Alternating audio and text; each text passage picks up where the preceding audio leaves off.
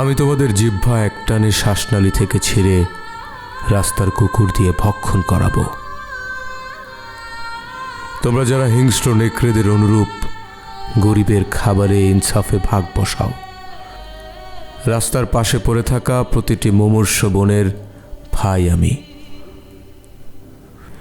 প্রতিটি ক্ষুধার্ত মায়ের ছেলে আমি তোমাদের সকল বজ্জাতি উন্মাদের মতো এক গ্রাসে গিলে খাবো। আমি তোমাদের মগজ রান্না করে লবণ মেখে চিবিয়ে চিবিয়ে খাবো। তোমরা যারা হিংস্র নেকড়েদের অনুরূপ গরিবের খাবারে ভাগ বসাও।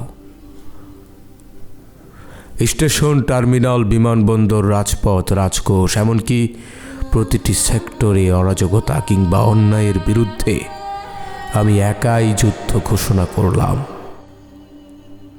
শতবর্ষ পরে আমি তোমাদের ঘুষের একটি ভাস্কর্য অঙ্কন করেছি।